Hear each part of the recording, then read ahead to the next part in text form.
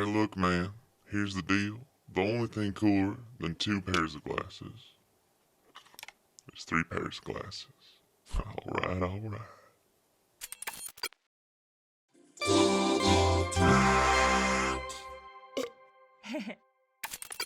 What's up, all you doodles and doodlers out there, you schemers and ye dreamers? Welcome back to another episode of Doodle Talk. This is episode 27, and let's get this bad boy on the road. Let's start the show.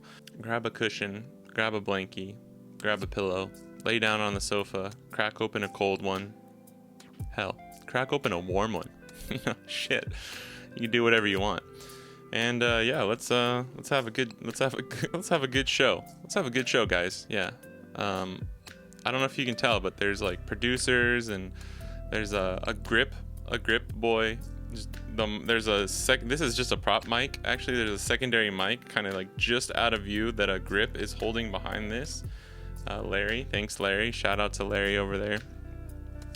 But yeah, this is a big production. If you couldn't tell, I mean, we're talking, I don't know, hundreds of thousands of dollars every episode going into the production of this, and that's just like staging and lighting and all, just that alone. So don't even get me started on how much I pay my editors to edit a 30-ish minute podcast every week. My god.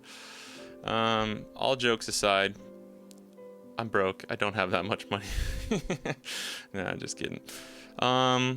Yeah. So what a weird tangent.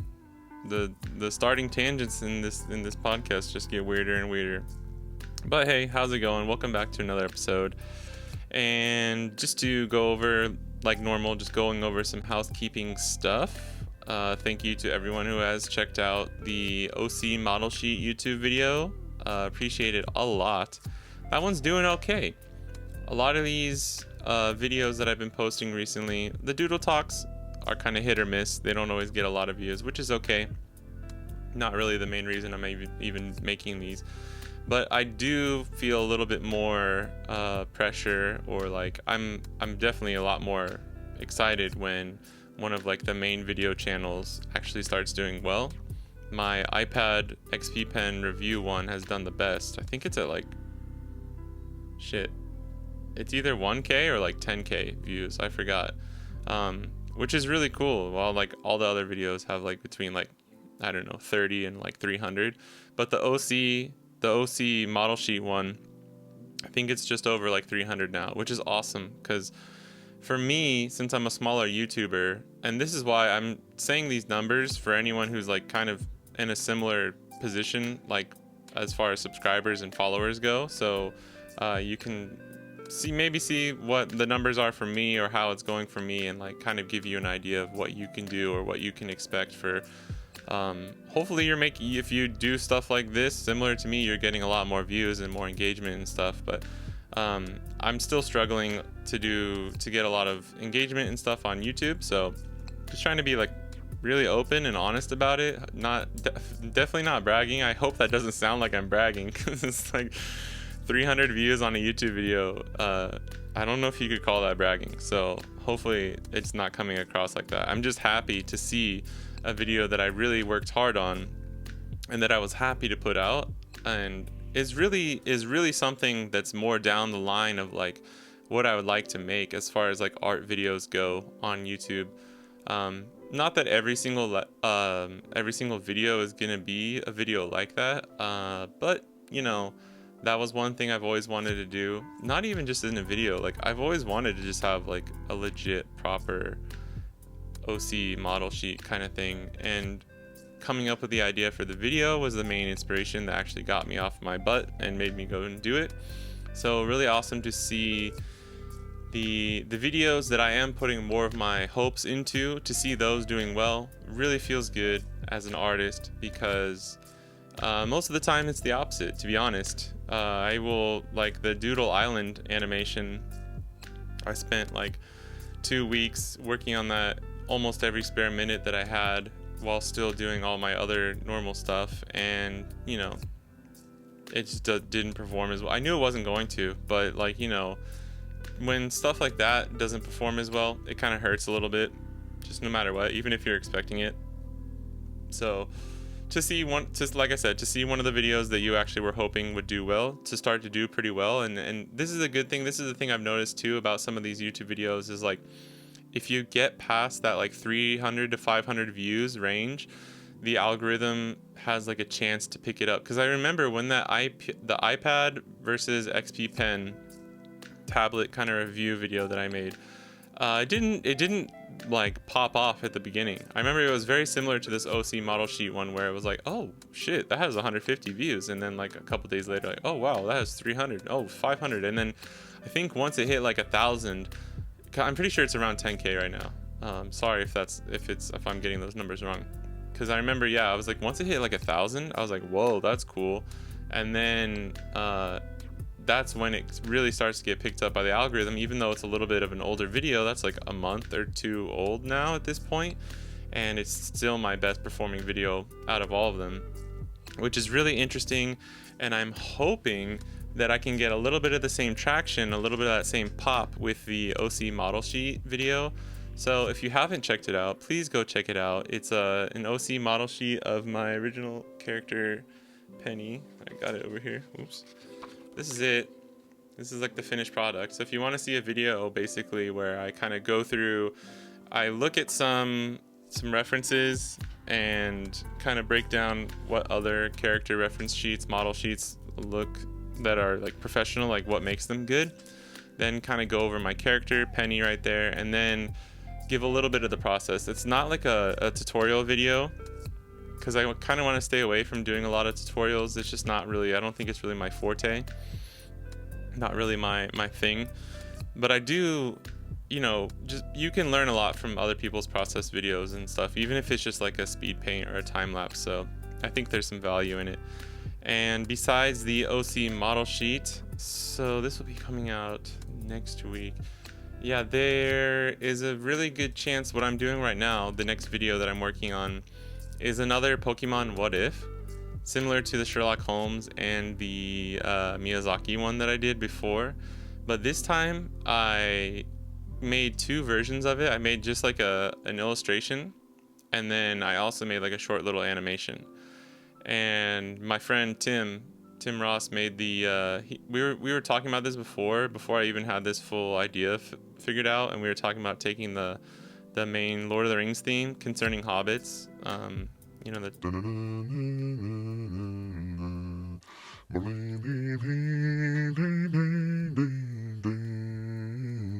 that one. We wanted to make just like a fun little track out of that, and you made this cool little like lo-fi version of it, and it was dope. And I was like, cool, sick, this is what I'm gonna use now. And I had kind of been going back and forth lately, right? If you've been watching the past like 2 or 3 Doodle Talks, you've probably seen my like existential crisis in real time, which is cool, right? It's fun to see it's fun to, see the artists when they struggle, right? And you'll know if you've seen those that I've been like struggling to really like find my niche and like what I'd like to direct myself towards as my niche, or like a style of, especially just like videos that I'm making as like content that I'm making on YouTube. And one of the things I kind of circled back to, there's 2 kind of big inspirations here. One, like, that are other YouTube channels. One is Lavender Town. She's kind of an OG of like the art YouTube, and she does a lot of different kinds of videos, but one of the types of videos that she makes is like for example, I forgot, one was like, dang it, I forgot what the actual thing was, but for like, this is an example, like, what if my characters were modeled after pieces of bread? I know that's super random, but like, it's like, so like a baguette would be like a French character, or like the sugary white loaf Wonder Bread would be like an American, or something like that, right?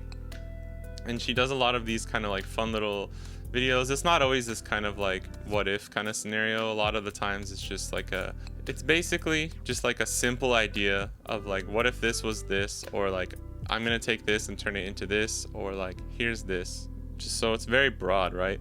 But it always has a very interesting kind of hook to it. And I've followed her on YouTube for a long time, but never really paid too much attention, right? But recently I've been digging around a lot and been like, what would work for me, like my kind of thing? And I realized I was already doing this kind of style of like, you know, with the Pokemon what ifs, the Pokemon mashups, all that kind of stuff.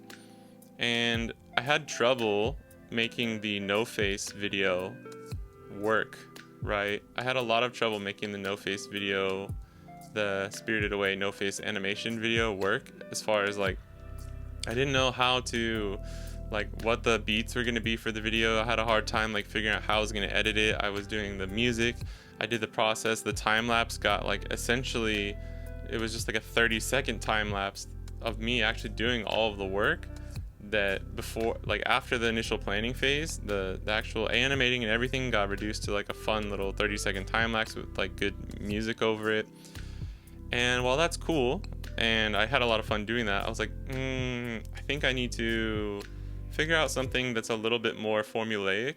I know that may sound bad, but you know, as far as like, if you want to be consistent with some things, and my goal, I believe I said this last time too, my goal right now is to create like the next 3 or 4 main channel videos just being like consistent videos that are within the same vein or same style of video. So in order to do that, I needed to figure out something that would be a little bit more formulaic, and I looked at some of these videos from Lavender Town, and the other one is Drawfee, which is like this group of artists that they're pretty big on YouTube as well. And Eric Barrow is actually the one who told me about them. I don't know if I had ever seen their videos or anything, because he was like, man, like, because he was trying to give me suggestions for like what I could do as far as like a niche or a thing to go into for YouTube. And he was like, why don't you do something like this? Because he knows that I'm kind of like outgoing and like can be funny, like funny stuff. And what they do is essentially, most of the time, a lot of their videos are just like, they all have a prompt. So it's like, what if we took like Yu Yu Hakusho characters and like genre mashed them with like I don't know, something else. What if Yu Yu Hakusho characters were in Blue's Clues? Like, that might be kind of extreme, but it's these kind of fun prompts, and a lot of them come from like the fans of the show, which makes it even better because it's like a really great way to connect with everyone. And I have a few ideas for something similar to that I'd love to do if there's enough people watching this or some of my other videos, where I want to do a kind of like fan or just like community driven kind of like idea prompt kind of thing for a few things. But yeah, they do that, and there's like 4 or 5 of them. I forgot, sorry if there's any Drawfee fans out there, man, I'm gonna get some shit for that. But I love the videos, they're great, they're really awesome. And it's awesome because they have a huge catalog, so I'm kind of watching a lot of the ones that come out recently, but also watching some of the older ones, seeing how they did things, you know, 3 or 4 years ago, to see like where they were at. And they just take a prompt and they all do a drawing, and they have a time lapse. And what they do is they all get together to record the actual episode. So it's kind of like you're listening to a podcast where they're talking over their own drawings. So they are doing like the voiceover explaining to everyone what they did while their time lapse is playing in the background. And it's a really great, really simple idea. I know I've definitely seen like other people kind of do this here and there, but it looks like they've been doing it for a really long time, and they're awesome at it. And it's really fun to listen to. And now, unfortunately, I'm just me. I don't have a group of other 3 like-minded artists to kind of banter with and stuff like that. But so this is the perfect melting pot, right? Melting pot for this, because you have Drawfee, which I think is a little bit closer to my actual style and my actual likings, my actual sense of humor and stuff like that. But they're a group and they do things a little bit differently. And then I looked at Lavender Town, so it's just her, and she does a lot. She does a kind of a different style than me as well, more of like a cozy YouTuber person, and doesn't go too ham on like production value or anything in her videos. Keeps it pretty simple, and it's perfect because it's like neither are too much of like what I actually like to do or gravitate towards, and so it's perfect for me to be able to look at them, pick little things, and without just like point blank copying them, like, you know, try and integrate it into what I want to do.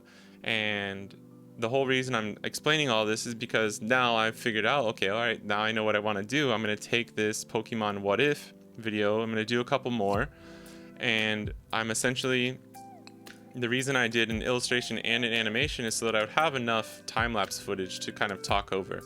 And like I just earlier today I recorded like a funny little intro too, because it's Pokemon and Lord of the Rings. So gonna have some, I'm leaving myself room for little quirky fun things, and I'm also making it simple enough where like it's not gonna kill me, because what I'm trying to do is pump out a video a week for the next 3 or 4 weeks, and that's already twice as much as my like original schedule that I set for myself.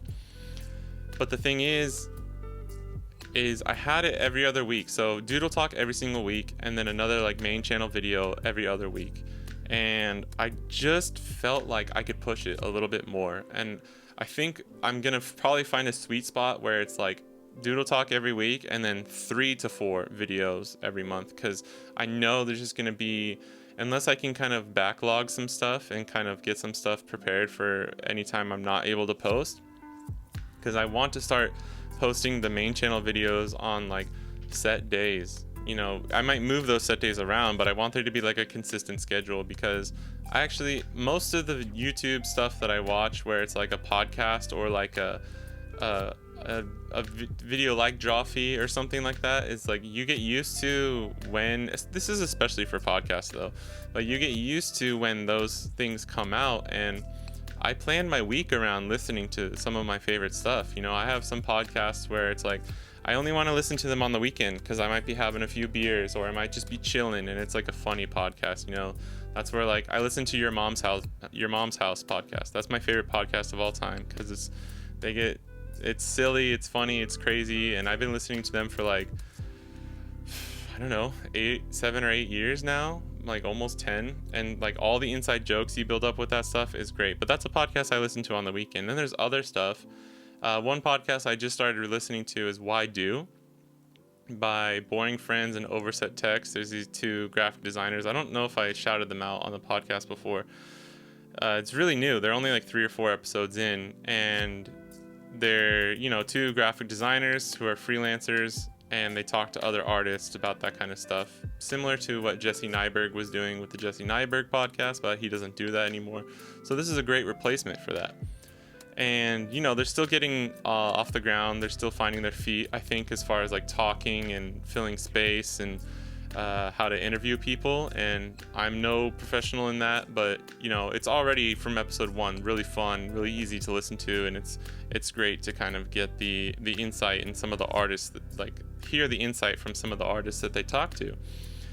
And yeah, so I want to have a more consistent schedule, and I'm just excited because I think I might have found something that I can try and use as like the niche, the style of video that I want to make, that I've really, this has been like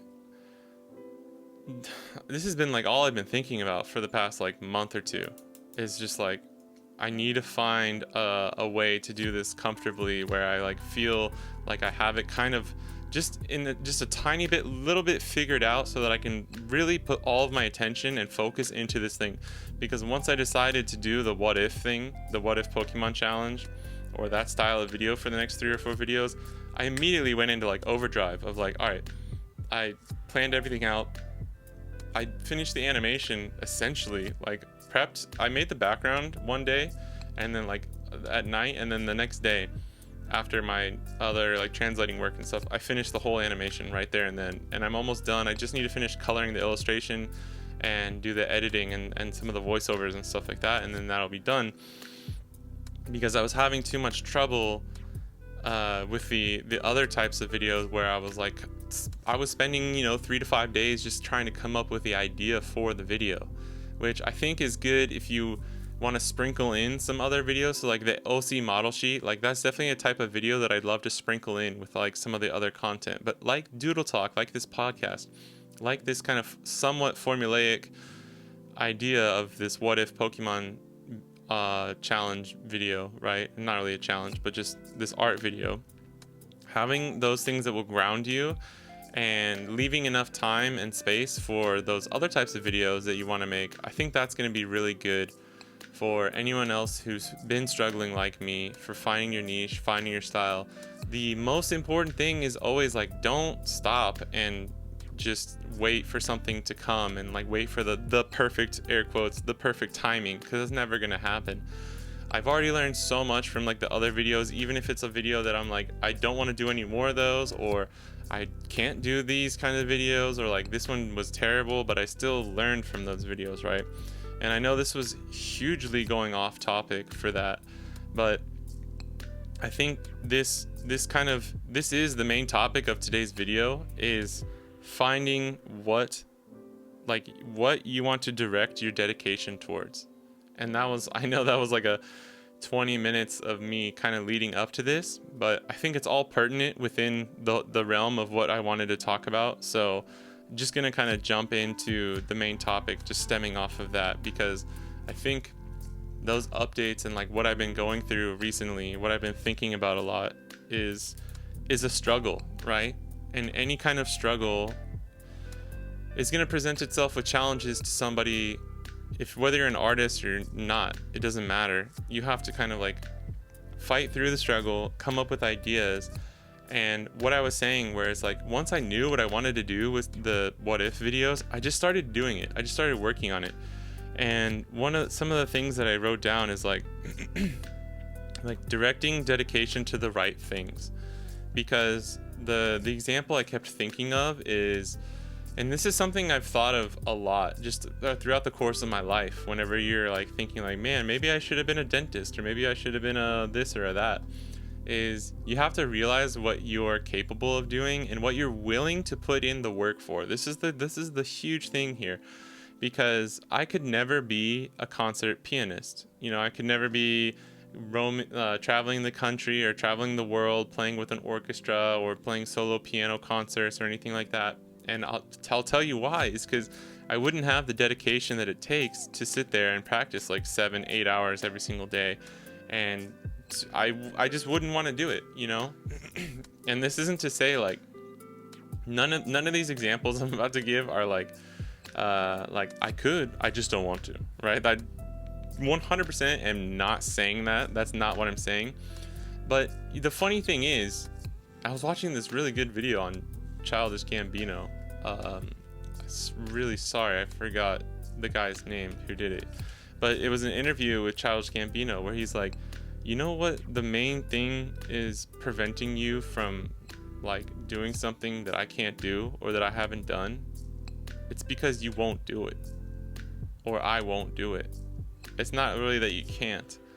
And I'm paraphrasing terribly here. He said it in a much better way, but that's essentially it, right? Is like, if I wanted to learn how to play the trombone, I could definitely do that. If you wanted to run a 5K, you know, within a week or two, or like, if you don't run and you want to run a 5K at the end of the month, you could definitely do it. You could definitely work your way up to it. It would be hard, and you might like actually hurt yourself a little bit in the way. But this is the thing. It's like, you have to figure out what you're willing to be dedicated to and what you're willing to sacrifice for. Because I may not be able to become a concert pianist, but I might, with a little bit of luck and a lot of determination and consistency and just grinding it out, I might be able to do something here on YouTube, or just something with my art and like kind of this path that I'm on right now, you know? I know that it's not impossible. And since I know it's not impossible, and I've been doing something within the realm of this kind of thing for so long, you know, I've been making music and art since I was like 13, 14. And I know that if I just put in the dedication and I put in the work and I stick at it long enough, you know, with a little bit of luck here and there, with being smart about it too. That's really, I'm always a big proponent about like not just working hard, but being very like smart, thinking about how you're going to work hard. I might be able to do it, right? And I have a mindset of where like over the past couple years, it's kind of just like, it's a little bit of a do or die situation when, you know, committing to uploading videos to YouTube and really pushing your art and stuff like that is not easy.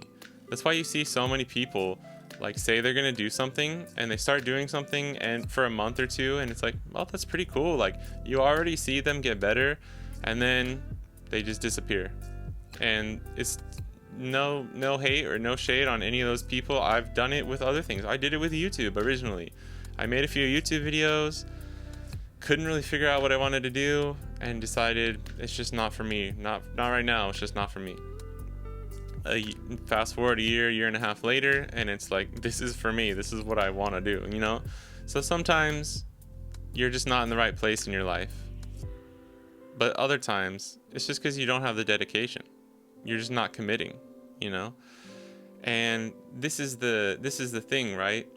Is if you, okay, so you know, right? You have to find the thing that you're going to want to be able to dedicate your time, your life, your energy, your skill towards. The problem with that is like finding the thing, right? Like I said, don't want to be a concert pianist, but I love playing piano. And I went to school and studied composition for music, and I still love doing all these things.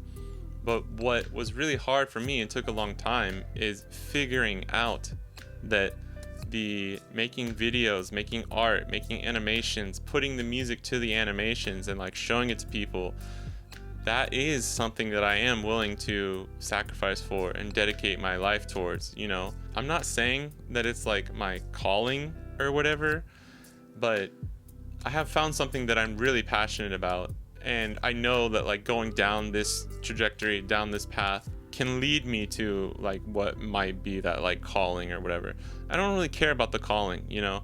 I've gone back and forth. I think once you start to get a little bit older, you realize that like life is so short, and that you have to find the, as Bob Ross might say, like, you know, find the joy in the little things, and, you know, find the happy moments in the everyday, while staying focused and passionate and grinding towards what you really want to accomplish.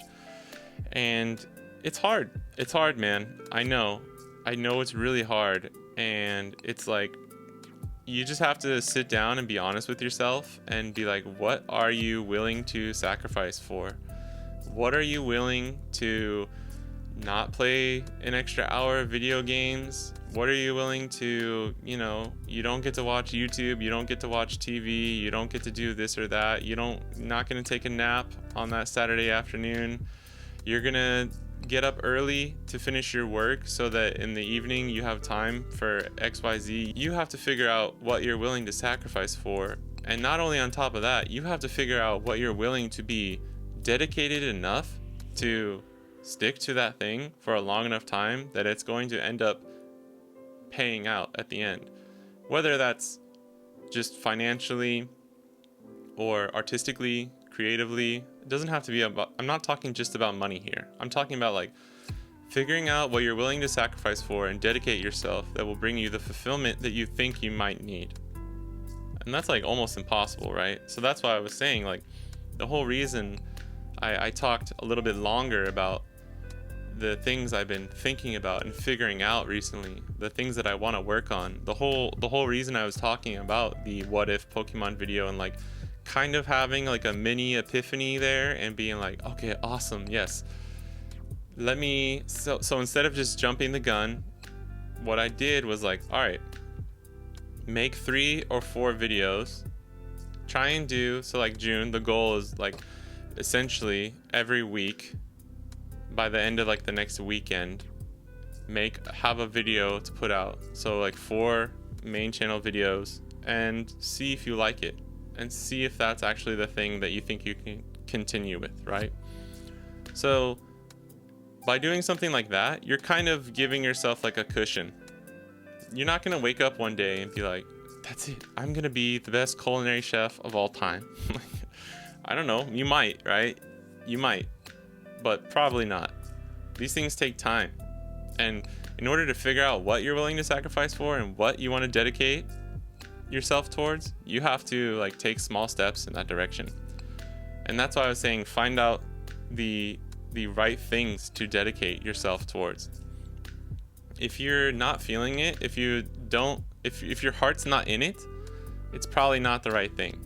That's like a really simple test you can do, is like, not that if it's challenging, because if it's challenging, that's probably a good thing. If you're uncertain, that's probably a good thing. But if you are continuing to do that thing and you just see that your heart's not in it, that's a really, really bad thing. That is the biggest red flag, and that's when it's probably time to like just take a break or change, right? Like I said, like a lot of the artistic endeavors that I've done throughout my life, they've been ups and downs, they've been on and off, you know. It's complicated. It's really hard to figure out. But I think you just, you know, trial and error. It's not a black and white situation. And just figure out the things that are gonna mean the most to you. Like, what if you do them, what will mean the most to you, right? And I know it's really open-ended. I don't have like a lot of awesome concrete examples, but I don't think there are any concrete examples. It's like you have to just figure out step by step, trial and error, what is working, what's not working, what you feel your heart is in, what you feel your heart is not in, right? And yeah, that's probably the best advice I could give on that. And that's kind of what I'm going through right now. So I just wanted to share that because it's relevant. But the number one thing is probably to just make sure that you're attempting those things. Whether or not your heart's in it or not, you're still probably going to learn something from it. So like I've said a million times, like just start the thing. And if you do end up backing out or stopping something, you're not a failure. You're not somebody you like. It's not that you don't got it. Like, that's not the problem. Don't worry about that. There are tons of people, including myself, who, you know, you do something and you get excited. Like, don't be afraid to be excited, where you're like, oh, I'm gonna learn this new thing, I'm gonna do this, and then I'll change jobs and I'll do this. Like, that's totally natural. And you don't ever feel ashamed for like wanting to try or learn something new. Just have the self-awareness to realize, like, man, my heart's really not in it. I think I'm bailing on this. And then take the right corrective action. You might need to be a little bit harder on yourself and be like, just push through. Or like, all right, we'll change this. Take this time you're doing this and put it towards this. Or you might need to just like come back, have a talk with yourself, chill out, take a little break, and then like look ahead at the future and figure out what you want to do. And this all just pertains, again, like everything I say here in this podcast is just pertaining to like artists. I know if like mostly struggling artists, and if you have a family, if you have other obligations, I get it. I totally get it. I don't want to say, like, I don't want to just be like pat you on the back and be like, yeah, if you have, you know, if you're busy, like, just don't worry about it, because sometimes you got to be hard on yourself and you got to be like, I can do this. I can go on that run. I have time. I can come home. I can study. I can come home. I can work on that thing. I can make time for this or that. So I don't really want to try and give anyone some easy outs, but I totally understand that sometimes, every now and then, it's just not the right thing, and don't worry about it. The most important thing is that you're trying, that you're doing it, and that when you do fail, you just get back up and you try the next thing. And, you know, there's not much else you can do besides that. So hopefully, if you're in my position and you're giving it your all and you're doing the best that you can, that I hope it works out for you too. You know, if you're listening or you're watching, I hope whatever you're trying to do is something that's important to you, and I hope you're finding meaning in it, because if you are, then it's probably worth doing. So keep doing it. And with that, I think that's it for today. Thanks for watching, and I'll catch you guys in the next one. Peace.